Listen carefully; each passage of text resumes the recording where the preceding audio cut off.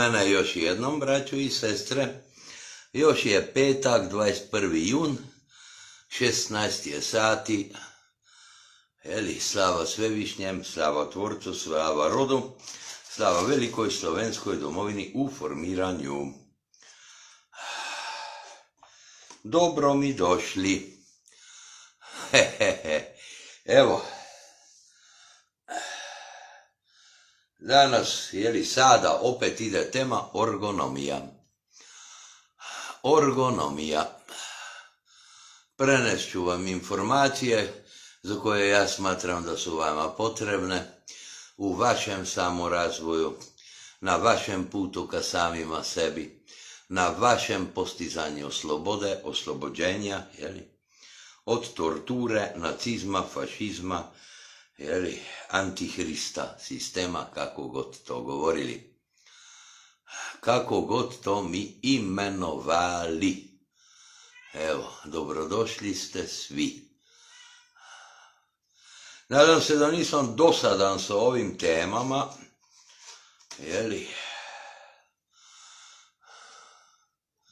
Nadam se da ne dosađujem nikome kad obrađujem ove teme.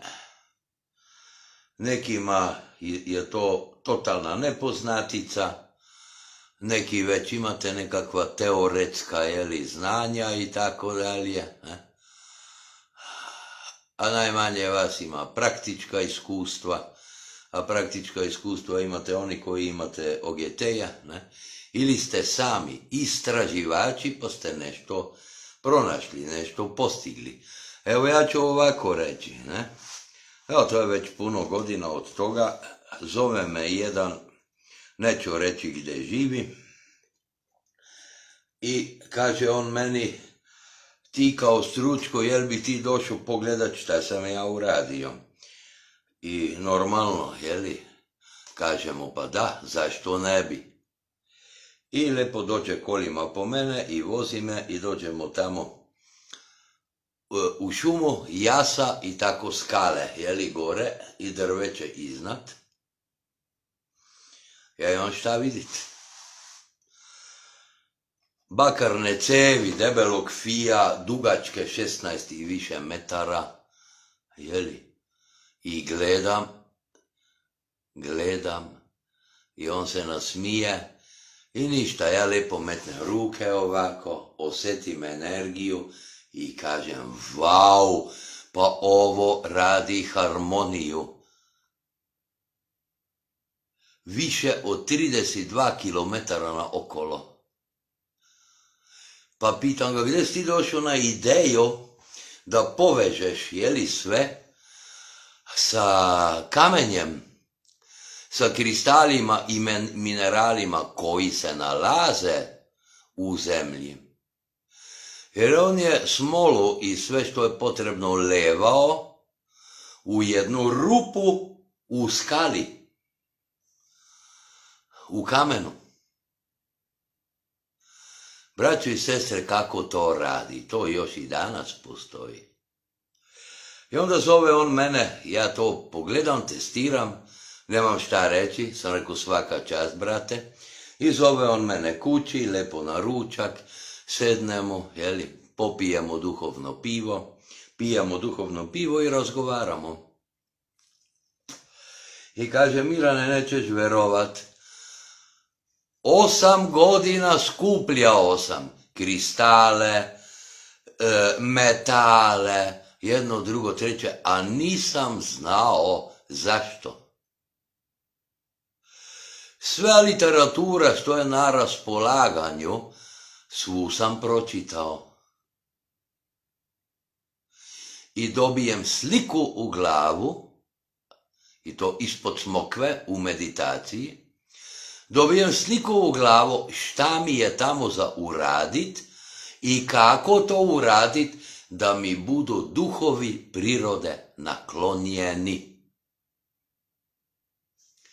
Prepustio sam se vođstvu i ovo što si vidio radio sam više od godinu dana, od jutra do večeri,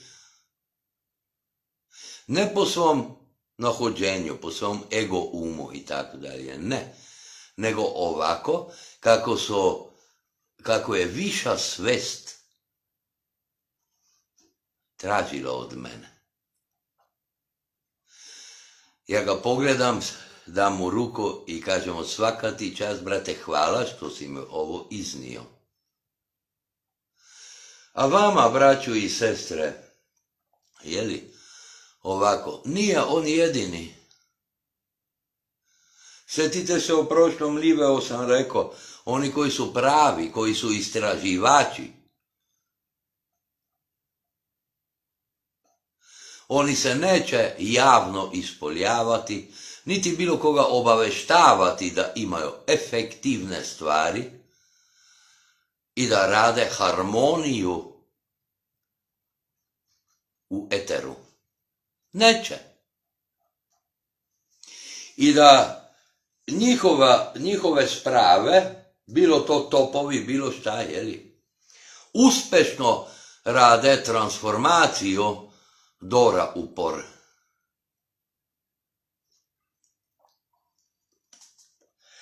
Onaj top o kojemu sam govorio još danas radi. Tu je bilo oko 600 kila. 600 kila materijala u tom topu. To ako ne vidiš, čovjeku je nezamislivo. Pa ako to usporedi sa onim budalaštinama što su na internetu, recimo nekakvi planovi, odnosno nacrti topa po Donkroftu i ne znam šta još, pa sve to zaboravite. To je prošlost, to je kamena dob.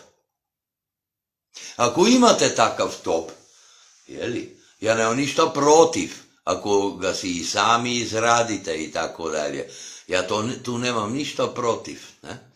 Ali budite svesni da ako uradite nešto takvo, da vam neće ništa pomoći kod delovanja geoinženjeringa.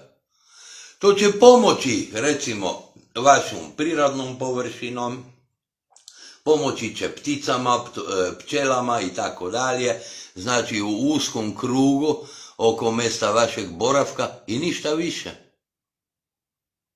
Evo tu ću dati jedan slučaj, kad je u Italiji bilo 38 uragana, pa je to išlo preko Slovenistanije, pa sam ja imao tada ekipu 124 ljudi s kojima smo radili na neutralizaciji geoinženjeringa u tehnosferi čitave Europe. Ja sam ih upozorio jer sam i sam dobio upozorenje. Kad ovo obavi svoj posao u Italiji, ići će preko nas i nemojmo na to utjecat. Ostavimo da to ide preko. Zašto? Zato jer se izvršavala karma. Znači svi ovi brodovi iz Vasione i sve što je bilo uključeno u ono gadnu katastrofu u Italiji, pa kasnije i u Poljskoj, sve je to bila karmička otplata, odnosno povrati energije. I Bogu hvala, ljudi su me slušali, svi su okrenuli cevi na gore, imali smo NHCB, to je jedna od izvedba mog organskog topa, nikakav copy-paste nije original, i ostavili smo da sve što je u Italiji je samlelo, prirodu, onda je išlo preko Slovenije na Mađarsku, a iz Mađarske na Poljsku. Evo jedno od mojih iskustava, vezanog na ergonomiju. Poljaci su saznali za mene već davno prije 2 godine prije tog događaja. I moram vas tu obavestiti da je organizirana Rumunjska. U Rumuniji ima najviše organskih topova po modelu Donkrofta. Znači čitava organska mreža postoji u Rumuniji, u Rumunskoj. To je najorganiziranija zemlja u takozvanoj Evropi. a druga po redu tada bila je Poljska. I ja sam Poljacima predložio svoj plan, svoj nacrt normalno u svesti tvorca, kako organizirat Poljsku i zaštititi je od bilo kakvih katastrofa koje radi geoinženjering. Šta se dogodilo? Ovaj front, svi ti brodovi iz Vasione i tako dalje, došli su na Poljsku i to je bio takav dar-mar da su Poljaci sa suzama u očima vukli one srušene svoje topove iz blata. I kasnije mi se jedan prijatelj iz Poljske javio i rekao mi je da ti znaš kako je nama žao što tebe nismo slušali, jer ovi topovi od Donkrofta, makar ih je bilo par hiljada, svi su bili u blatu, a na prirodnim površinama nepopravljiva šteta. Evo, to je jedno od mojih iskustava. Drugo iskustvo, to sam već govorio pa ću ovaj put ponoviti. Bio sam u Italiji, bio sam pozvan tamo kod jedne grupe koja se bavi ergonomijom, I šta se dogodilo, ne? Čitav put od Slovenistana pa do Bolonije bio je debeli tepih. A ja sam baš eksperimentirao sa orgonskom kofom, orgonsko vedro. Neki to koji me još pratite imate i to efektivno radi 100%. I to sam imao unutra u kombiju. I dođem tamo, i to je bilo zagušeno nebo, 100 puta gore nego što je sada. I mi tamo, znate kako su Italijani, ne? Bla, bla, bla, ratata, či, či, či, ča, ča, ča, pa jede se, pa pije se, pa svašta, ne? I onda ja uhvatim pravi trenutak i ovom svom prijatelju što me vozio, on je isto aktivno znao italijanski, ja ne znam, mislim, ja znam italijanski, i govorim italijanski, ali ne znam toliko da bi mogao slobodno, otvoreno razgovarati sa nekim, ne? Pogotovo u stručnom nekakvom jeziku. Tako da mi je on bio prevodilac. I kažem ja njemu, ajde idemo mi van, ajde otvori kombi, idemo mi to uključiti, I šta se dogodilo? Ja orgonsko vedro postavim van, uzmem visak, detektiram najpogodniju lokaciju, točku, mi to tamo stavimo i uključimo. Ja to lepo aktiviram, zuk, i nije prošlo 2-3 minuta, ono nebo koje je nemoguće probiti, lepo se otvorilo, nastala velika rupa, I onda odmah panika u Fatopaktu kao izvođaču geoinženjeringa, Odmah avioni, zuk, zuk, zuk, zuk, i da zatvore tu rupu. Nisu je mogli. I tako sat vremena ja držim nebo otvoreno, mi tamo razgovaramo i vidim pa to na ove Italijane to nema nikakav utisak. Dobro, okej, ajde, ne? 100 ljudi, 100 čudi, šta ćeš, ne? Ja idem i prestanem raditi i orgonsko vedro metnem u kombi i zatvorim vrata. Odmah nakon toga nebo se zatvorilo. Tamo u Italiji ima jedno udruženje, jedno društvo, zove se, čekajte, Enemi znam da je ime, Chemtrail Enemy, nešto tako, ajde, nema ni veze, ne? Ja tek kasnije saznam da su tamo sami egotriperi koji se nadmeću i takmiče međusobno ko je napravio teži top, veći top, lepši top i tako dalje, ne? Pa čekaj malo, ne? mislim si ja, pa tu nema ni jednog pojedinca koji ima proširenu svest, pa da to što radi, uradi u najviše dobro prirode. I tako sam digu ruke od Italijana. Dobro, šta sam imao od ovoga? Pa dobro, ajde, vidio sam Italiju, ništa drugo, ne? Vidio sam Boloniju, pa smo se mi vratili natrag u Sloveniju. I kasnije pratim satelitske animacije izbivanja, jeli? Italija je stalno na udaru, u Italiji nema ni jedne sprave koja bi mogla parirati tehnologijama geoinženjeringa. Ni jedne. Tanker Enemy se zove, to možete pronaći na internetu, zove se Tanker Enemy.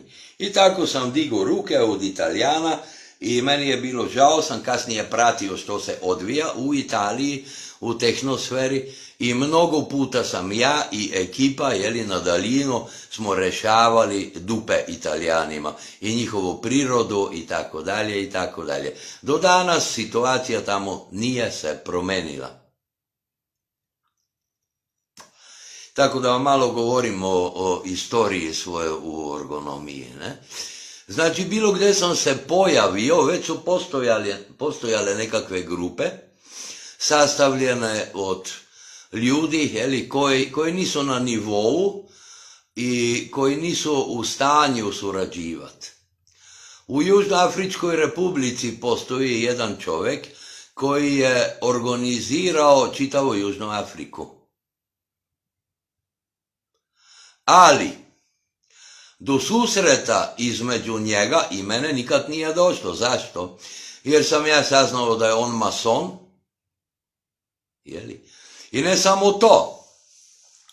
Tehnologija njegovih organskih, uređaja, zovimo to tako, bila je 15 godina iza toga što sam ja razvio.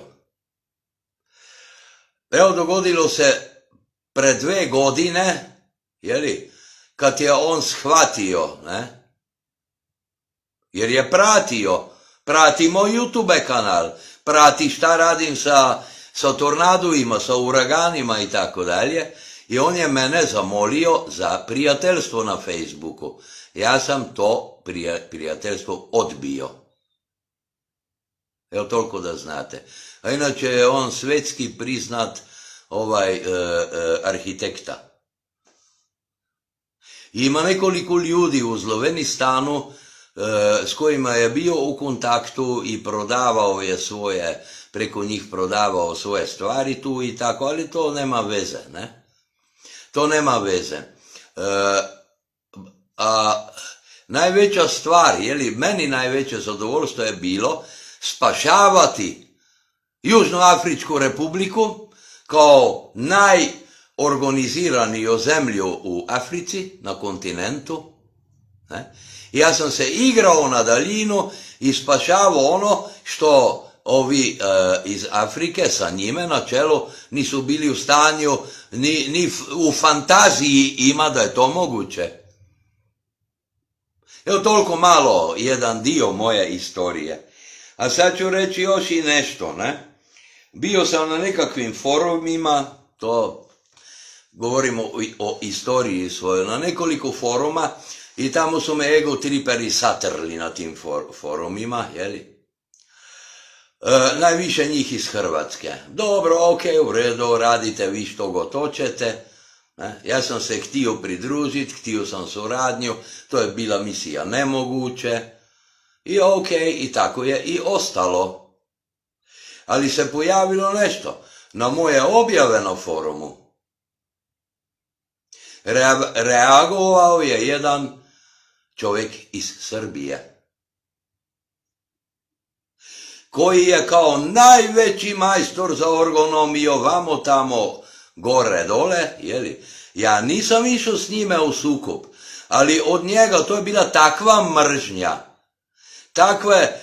takvo vređanje, takvo omalovažavanje. Ja sam digao ruke i gotovo.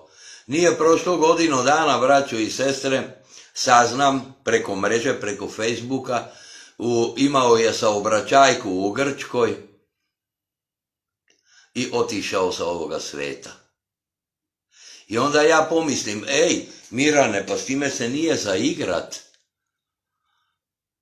S time se uopće nije za igrat. Jer ja sam tada još bio na nivou da sam bio u stanju ići u svađu s nekim, recimo natjecanje s nekim i tako dalje. Nakon ovog događaja, kad je taj čovjek život izgubio, to je meni bila lekcija, ja sam prestao sa bilo kakvim aktivnostima koje vode u sukob, u bilo koji sukob. I onda sam napravio i dijagnostiku karme i dobio sam to da je on bio neprijateljski nastrojen prema bilo kojem koji njega nije davao na mjesto cara Orgona, jeli? I da je tu nakupio toliko toga da drugčije nije mogao otplatiti karmu nego gubitkom svog života. Ali ja sam od onog momenta dalje jako oprezan. Naučio sam praštati, pustiti da ide sve svojim tokom, jeli? Oprostim sebi, oprostim drugome i živim i radim dalje. Jer Logos Vasione će se pobrinut za svakoga, pa i za mene. Tu nema iznimki. Evo da idemo dalje. U samim tekstovima u orgonomiji pojavljaju se svakojakakve bajke koje sa realnim stanjem nemaju ništa zajednički. Evo danas ću vam prenet znanje, to ću se potruditi, koje je vama potrebno da imate nekakvu predstavu, nekakvu osnovu u vezi orgonomije. Pa uzmimo ovako. Malo ćemo crtati. Vidi se, vidi. Ovako imamo zemlju.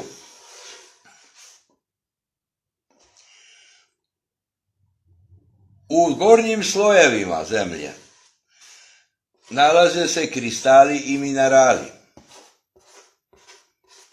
Tu su također i tokovi vode, podzemni vodeni tokovi, vidite? Površina zemlje, gornji dio, sastavljena je od oko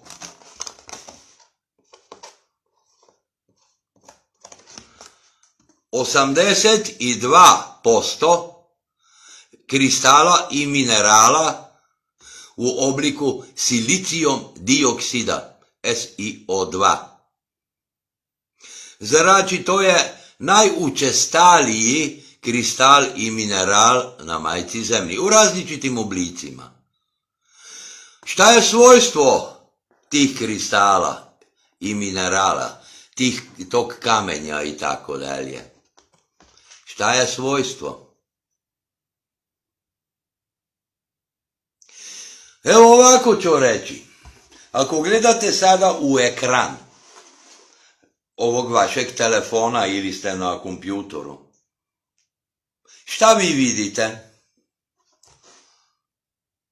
Ono što kristal SiO2, silicijum dioksid, u tekućem obliku prikazuje. Znači, sva ova digitalna tehnologija, pa i analogna tehnologija, bazira na silicijum dioksidu, a on nije silicijum dioksid, to je zvanično, nego je Si2O4. Znači,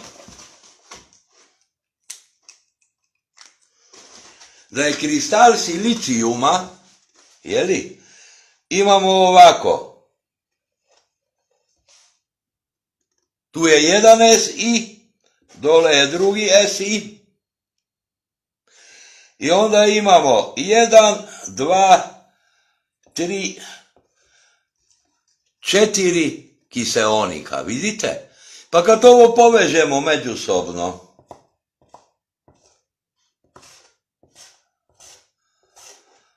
pa da je ovo ravnina, šta mi dobijemo? Si2O4. Ako gledamo SiO2, onda imamo ploču. Imamo 2D predstavu. A Si2O4 je 4D, odnosno 3D. Znači da je to bipiramida. A bipiramida uključuje prostor, mesto. A to mesto zove se kristalna rešetka. Ova kristalna rešetka vibrira i vibracije silicijuma kao metala srebrnog i 4 kiseonika.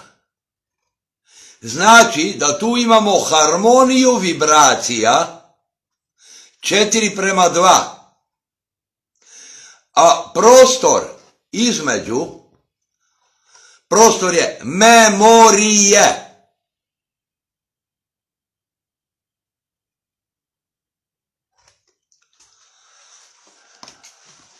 Znači da ima bezbroj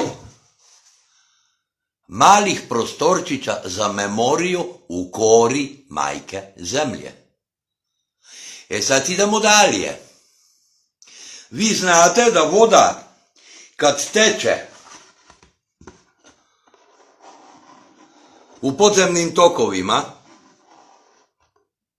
ona prolazi kroz te kristale i baš ti kristali vodu oživljavaju i daju joj frekvenciju, daju joj energiju, jer tu je u pitanju energija zvuka.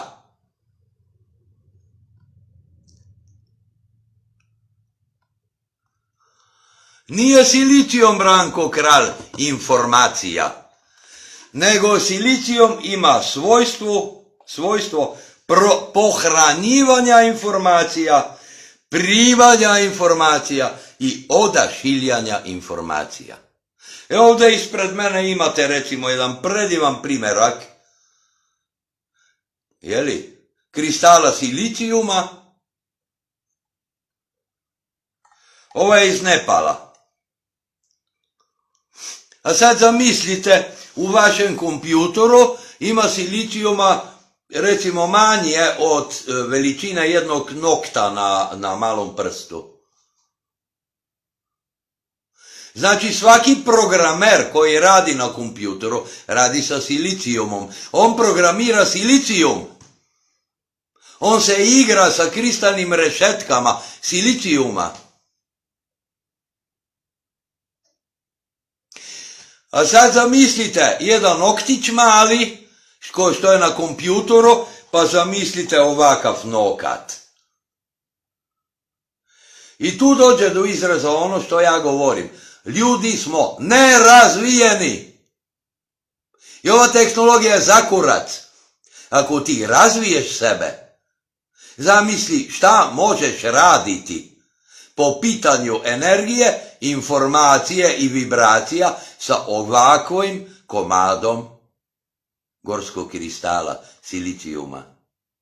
A u čemu je znanje? Znanje je u postojanju kristalne mreže, odnosno kristalne rešetke. Idemo dalje. Na kopnu, znači tu imamo silicijum u 82% u proseku, u kori zemaljskoj. Imamo i vodu, vodene tokove, a imamo i druge minerale, druge kristale u manjem omeru, u manjoj količini, i metale, a najbitniji su metali. Znači silicijum je već metal. Onda imamo čelik, imamo galenu, imamo to, ovo, treće, četvrto. Znači imamo hrpu raznih metala. Šta se nalazi iznad toga?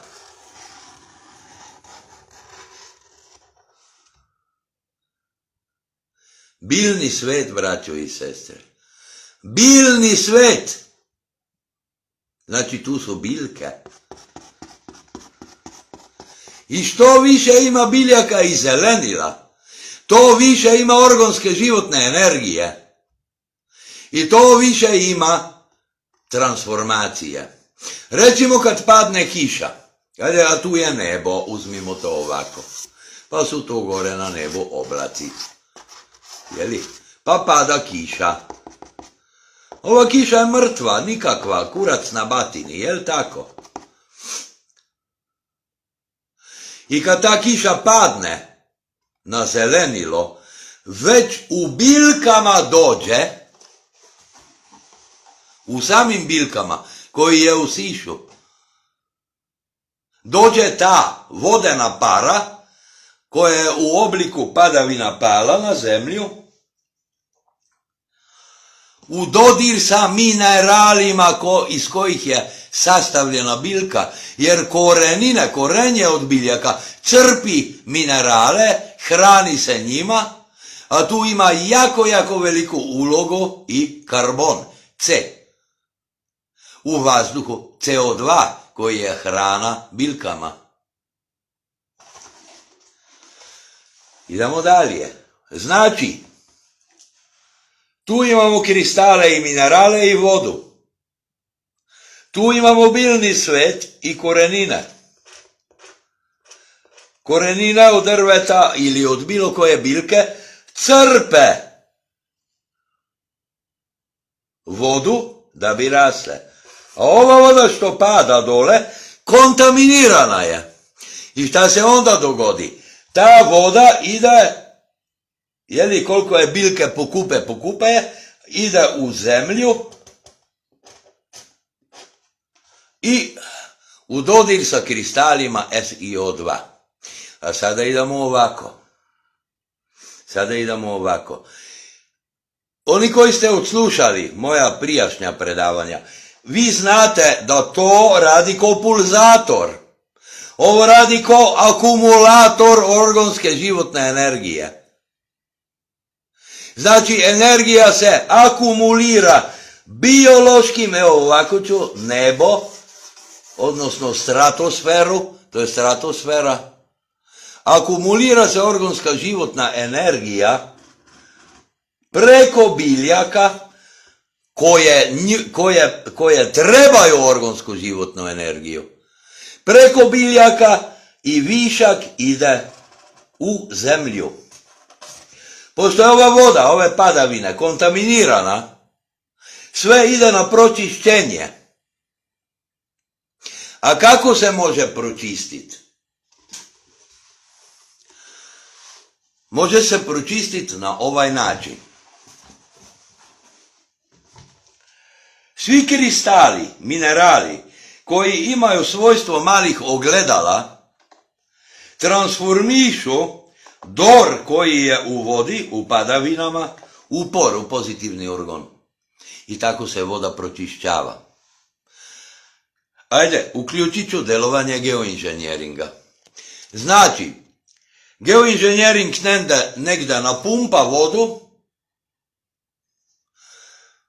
vodi ove hemijsko-nanotehnološke oblake na određeno područje i sad na tom području padne kiša. Ova kiša je kontaminirana sa svim i svačim. O tome sam već puno govorio. I oni vodi ne daju da ide u polje transformacije, nego odmah nakon padavina usišuje natrag u tehnosferu.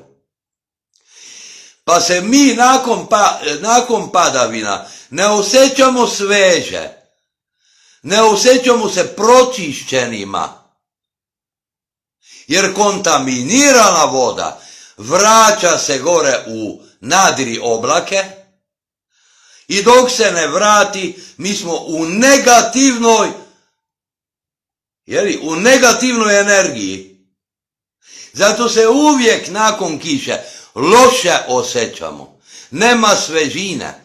jer nije došlo do pročišćenja organske životne energije. Tako je, Branko, a nema ni ozona. Tako da geoinženjering stvara svojom tehnologijom ozon. Najviše puta to rade sa takozvanim bombama. Od čega? Od karbida. Kad bomba od karbida pukne na određenoj visini, to se uvijek prije kiše dogodi, jeli? Onda imate grmljavinu, imate i bljesak. A baš ta prenapetost koju stvori bomba u tehnosferi, u nadri oblacima, stvara ozon.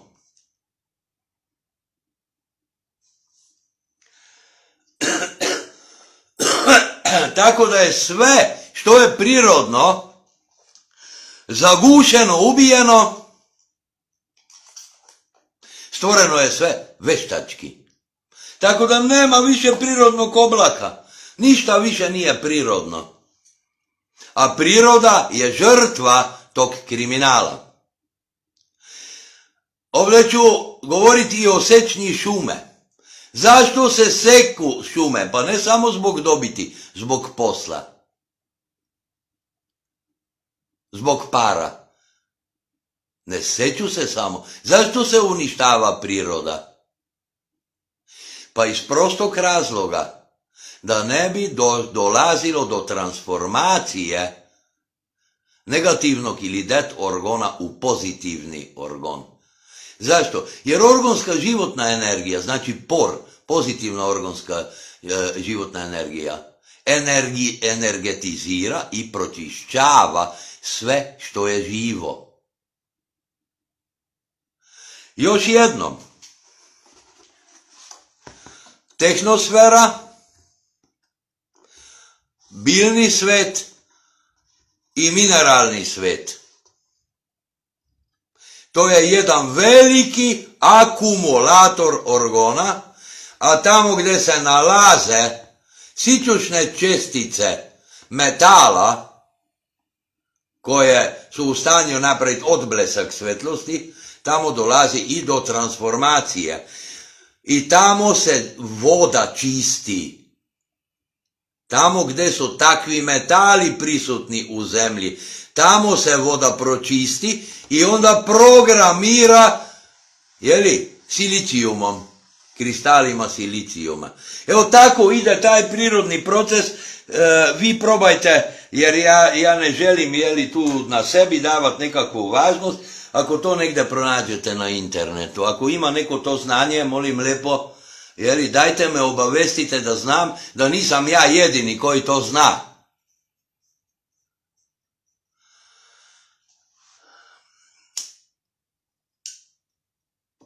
Proizvodnja ozona isto tako stvara se pomoću laserskog oružja i delovanje na plazmu. Lasersko oružje i delovanje na plazmu. Tako se sintetički stvara ozon. A oni manipuliraju i sa količinom ozona i sa mestima gdje će ozon biti, a gdje neće biti.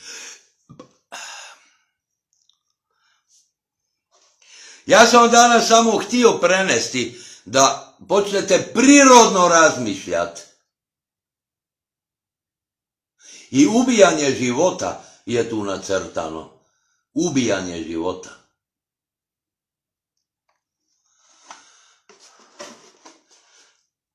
Sjetite se kad sam pisao i govorio,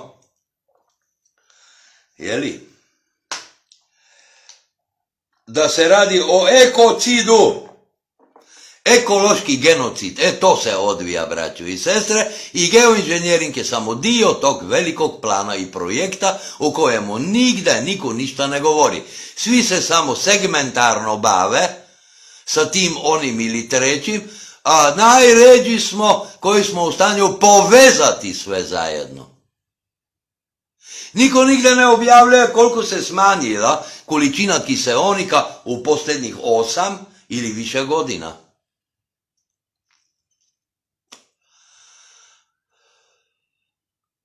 Niko.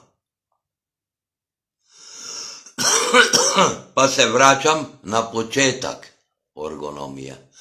Orgonska životna energija je stvaralačka sila, vasione, kozmička po svom obimu i bez nje nema života. Imate svi prekid? Ako neko nema prekid, neka napiše, braću i sestre, molim lijepo. Aha, znači da su se sistemski latili, jeli? Znači sistemski su mi se latili jer iznosim nešto što ne treba da se zna, a to je osnova života na zemlji. Evo ti nemaš prekida, odlično, onda dobro, znači da rade iz aviona, takozvani, jeli, ovi, kak se već zovu, digitalni ratnici. Dobro, ok. Znači još jednom, elektromagnetno polje zemlje je osnova svega i nikad nije Schumannova rezonancija bila ni viša, ne niža nego što je sada.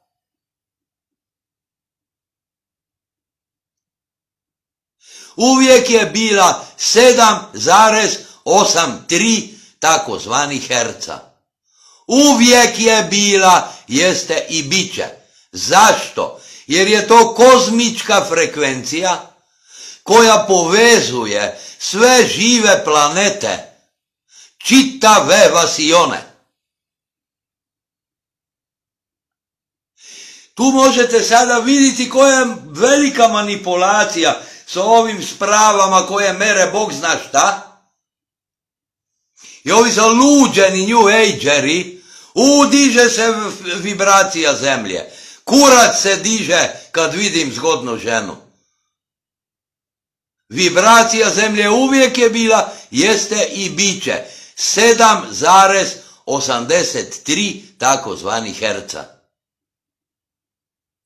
Ali to je samo jedna od frekvencija Schumannove rezonancije. Ima njih više. I nižih i viših. I idu po fraktalima. Nemoguće je uništiti fraktalnu strukturu vasione.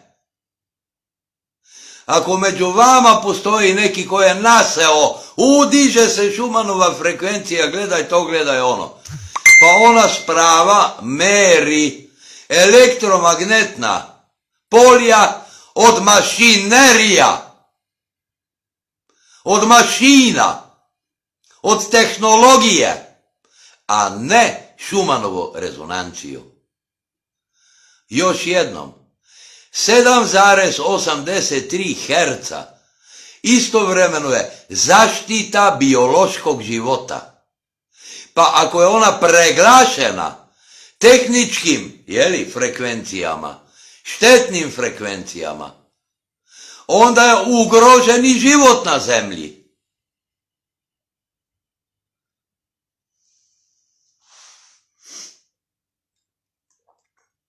Razbit ću u ovim poljima, u ovim temama orgonomija ću razbiti kompletno sve što nije istina. Jebem ti tabu teme i pičke materine.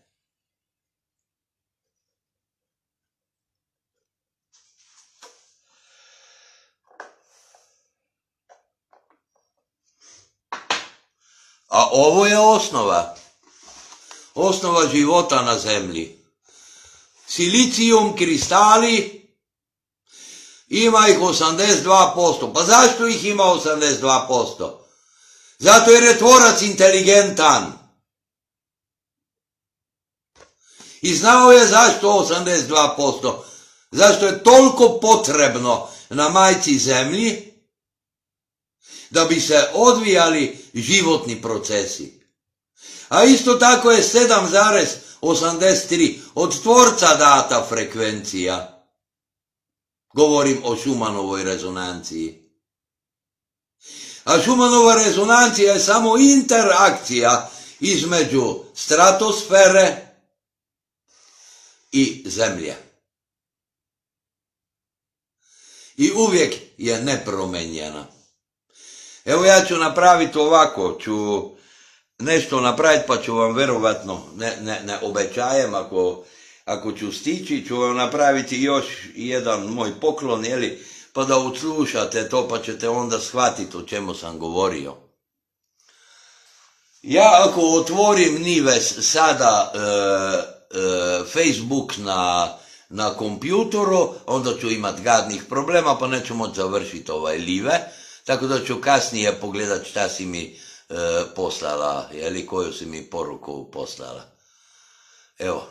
Evo toliko za sada, za danas, braćo i sestre. Sad molim vas pitanja. Razmislite o ovome što ste čuli i ne dajte se više manipulirati nikome. Nikome živome se nemojte dati manipulirati. Sad još i ovako, da potvrdim to. Svi imate tu iskustvo da idete u prirodu, oni koji ne živite u prirodu, i da idete u šumu. Sjetite se, to sam govorio već. Vi osjetite mir prirode, vi osjetite mir šume, to nije vaš mir. I taj mir je na bazi frekvencije 7,83 takozvani herca. A tu postoji još jedna druga frekvencija, evo to ću vam odat, imam je tu zapisano, 7,29,037 otkucaja u sekundu. Pa kad kombinirate jedno i drugo, dobite pravu stvar. Isto tako, evo sad ću iskoristiti tu priliku, to isto ima veze sa ergonomijom. Tamo jedan brat uduševljen, 432 herca, joj, to je sad to. Zaboravite. Pa ću reći zašto. Jeste, Eva, pravilna konstatacija. Uvijek kad tvoj mozak luduje, jer imamo sve od niske delta frekvencija pa do visokih gama frekvencija delovanja našeg mozga, mi se možemo svjesno kretati kroz sva ta polja, jeli? I kad dođemo na 7,83, to je centralna frekvencija delovanja našeg mozga. I ako smo mi u toj centralnoj frekvenciji, odjednom nastupi mir. A to je onda naš mir, makar ga mi proizveli tehnološkim putem. To nije onda mir šume, ili mir prirode, ili mir mora.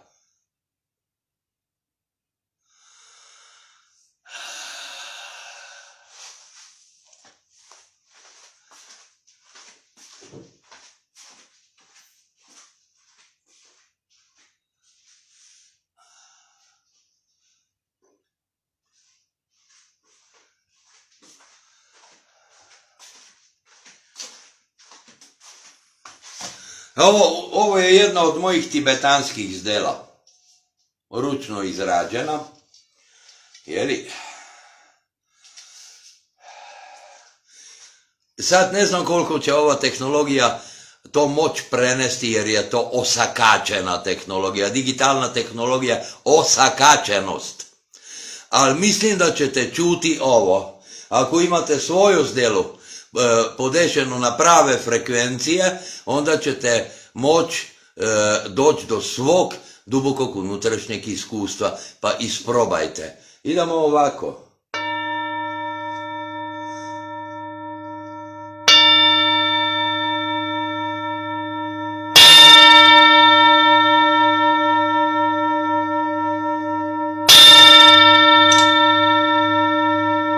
Ja ne znam koliko zvukova vi sada možete čuti. ja čujem čitavu harmoniju svih zvukova usklađenih u fraktalnu strukturu.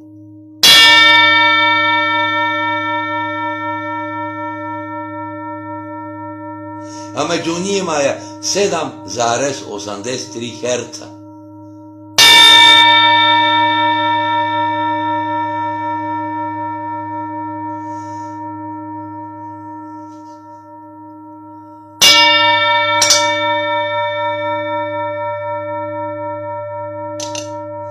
Znači, kad neko piše u 432 Hz, a gde su overtonovi pičkati materina? Overtonovi na gore i na dole. Gdje je tu harmonija frekvencija? Drugim rečima, 432 Hz je mrtva frekvencija. Mrtva. Nikakvog rezultata ne da. Ako ti sviraš, ako imaš gitaru, po skali 432 Hz, to je Jimi Hendrix recimo radio, to je onda druga stvar. Onda ti iz mrtvih 432 Hz stvoriš živu muziku. A 432 otkucaja u sekundi, jeli, nije ništa drugo nego osnova notne lestvice. I opet smo kod matematike, opet smo kod geometrije i kod muzike.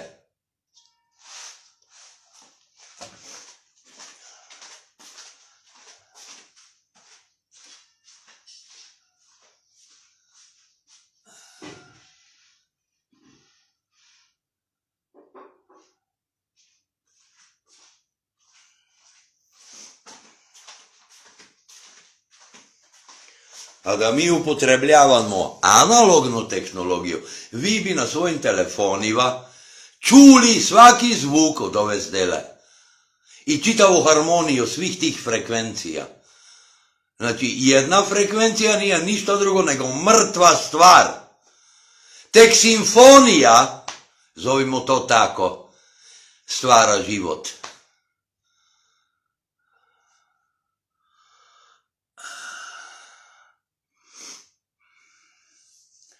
Ove ćelije za sunčevu energiju, to je štetno, to je kurac na batini. Neću ni komentarisat. Ajde, oni koji upotrebljavate to, pogledajte od čega su sastavljeni.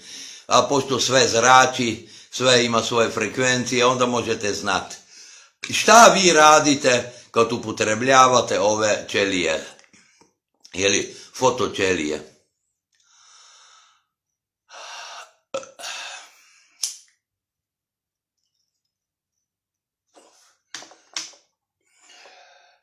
Danas, nažalost, na YouTube-u ili drugim kanalima najmanje je muzike koju možeš zvati muzika, a sve ostale fašističko, nacističko sranje na pogrešnim 440 Hz.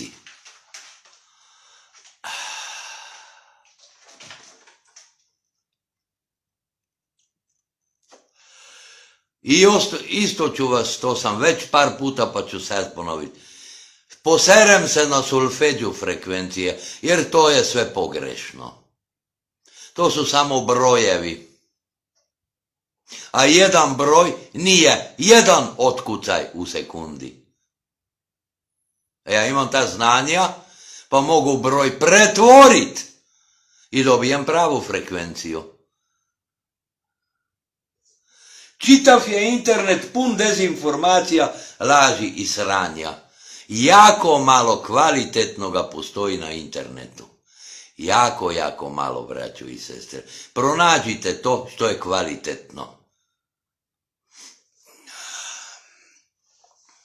Za kraj još jednom. Između silicijuma i stratosfere nalazi se šta? Organska životna energija. Šta se još nalazi? Znači elektrostatički elektricitet. koji može biti jako ugodan, ali i jako neugodan, ali o tome sad neću reći. Pa oni koji istražujete, recimo, free energy, pa istražite i to, probajte, to vam ja dajem preporuku, koristiti razliku napetosti između zemlje i između neba, znači stratosfere. Tako je Branko Kralj, poređane planete su tonovi, ali nisu tonovi, nego simfonije i interakcija među njima. A tako je sastavljeno i naše telo, ako ga gledamo kroz vibracije, energije, kroz muziku.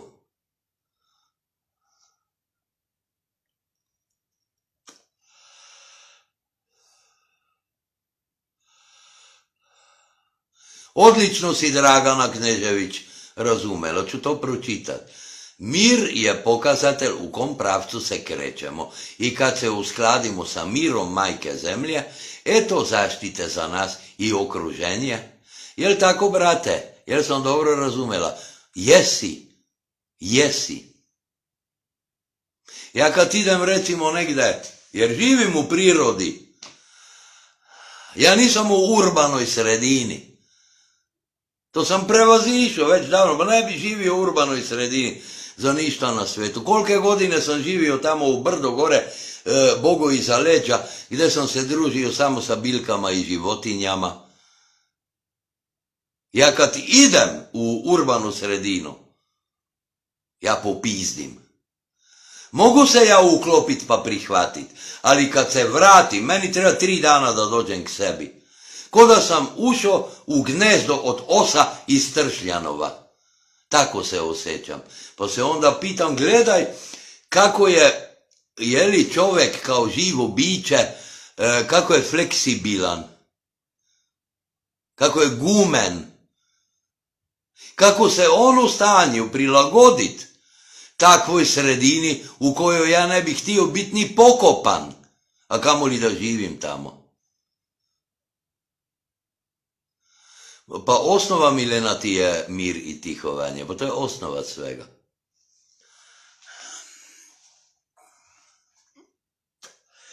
Evo tako, braćo i sestre, ne? Toliko o vidu svega sa aspekta ergonomije. Boli me kurac za struju, Milunka. Zašto mogu ja govoriti da me boli kurac za struju? Pa tamo gore gdje sam živio prije, ja nisam imao ni hladnjak, ni zamrzivač, niti ništa. A preživio sam normalno u prirodi.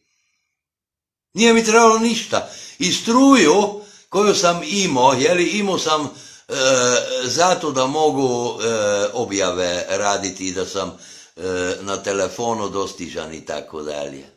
Minimalno sam potrošio struje. A to je za mene povratak prirodi. Ja sam se povratio prirodi.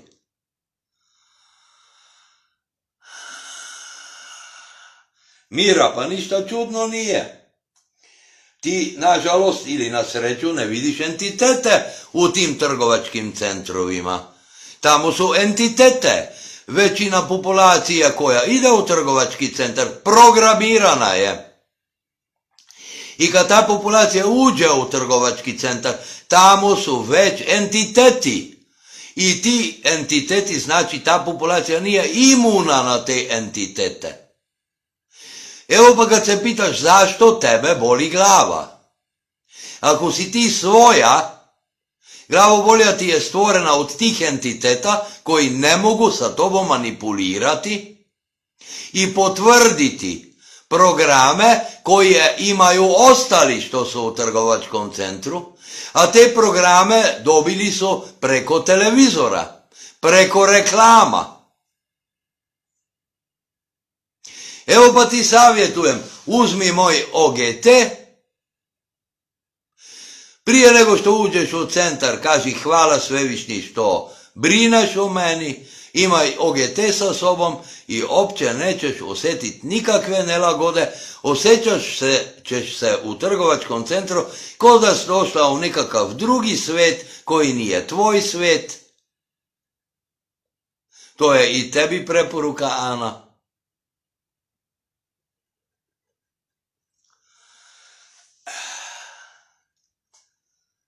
Znači, svet koji je u trgovačkom centru, uključujući demone i populaciju, nije tvoj svet. Jesi u njemu, ali nisi od toga sveta.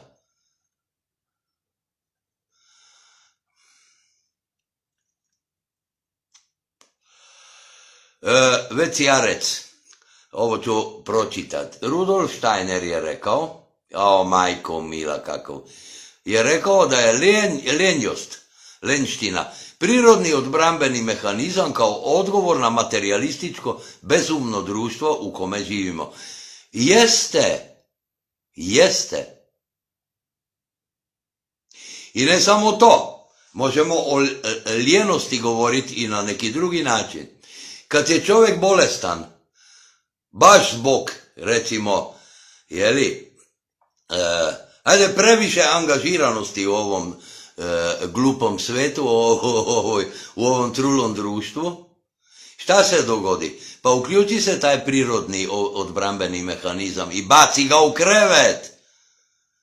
Nećeš ti ići na posao, nećeš ti ići u trgovački centar, nećeš ti više nikud ići. Ako samo pogledaš televizor, zabolit će te glava. Kad gledaš te perspektive, znači bačen si u krevet, ima da odležiš, da zaboraviš, tvoje, kako bi rekao, tvoje ropstvo i da se izlečiš. Još te kako je bio Rudolf Steiner u pravu. Makar ima lijenost i druge stvari, druge korene, ali ne bi sad u tome.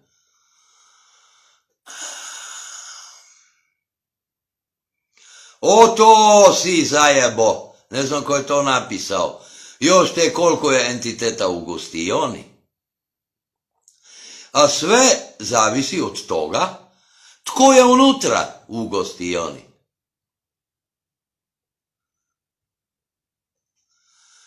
Jeste, Branko, to je istina. Danas je taj procenat još veći i kad ja govorim da ljudi više nema, shvatite me bukvalno, i ako sretnete tu i tamo kakvog čovjeka, budite sretni što on postoji. Jer sve ovo su utelovljeni entiteti koji nisu ljudi.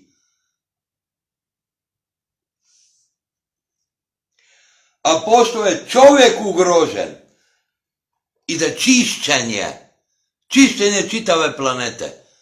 Ili ravne zemlje, ili kako god bi to uzimali, svejedno je. Nužno čišćenje. Zašto? Jer ti entiteti koji su u ljudskom telu su paraziti. Oni su paraziti. Oni ništa ne daju, oni zahtevaju, oni uzimaju, oni uništavaju.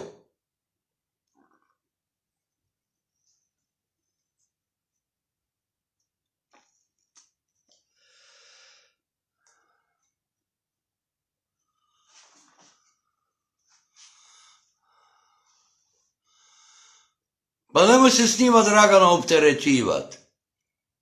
Imaju oni pravo, postojat. A logos vas i one se pobrine na ovaj ili na onaj način. Zato kažem, ove civilizacije je kraj. Ona je već nestala, ali ne još materijalno. A ratovi u duhovnim sferama traju i dalje.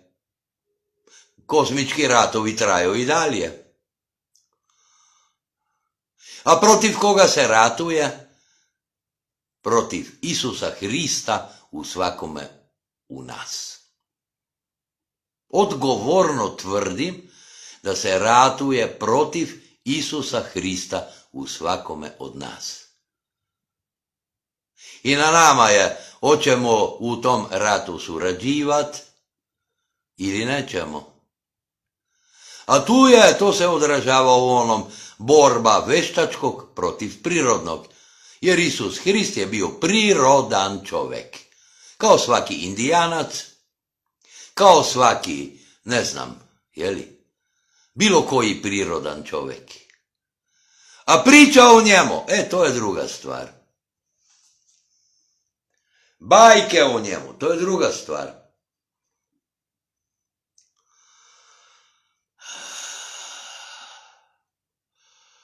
Tako je, Dragana. Tu treba svoj fokus, svoju pažnju usmeravati. U dušu koju sretneš.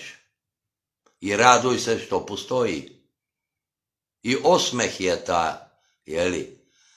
ta nagrada što si opet srela čovjeka. Jeste, onkel Charlie, sirće smeta, sirće, obično sirće.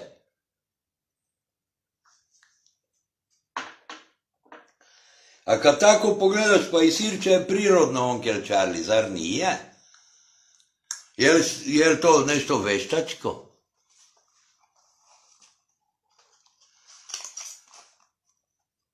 I šta sad mogu oni protiv sirćeta? Mogu se jebat. A na kraju to, sve je u svesti. Ako je čovjek svestan, onda nema nikakvih problema. A ako ima problema, to su problemi njegovog uma, nisu njegovi problemi. Evo, toliko za kraj. Braćo i sestre, ja vam i dalje želim lepi dan. Evo, za kraj ću još reći, pošto je tema ergonomija, odnosno, govorimo o ergonomiji. Jeste vidjeli šta se dogodilo juče? Za vreme Livea i nakon Livea sa Dobricom. Rastur, totalni rastur. Je li sad ugroženo negdje nešto? Ništa nije ugroženo. Idemo dalje. Tako da hvala svima na suradnji, Ako nas ne voli, neka jede govna. Sretno, braćo i sestre, sa puno ljubavi. Slava Svevišnjem, slava Tvorcu, slava rodu, slava velikoj slovenskoj domovini u formiranju.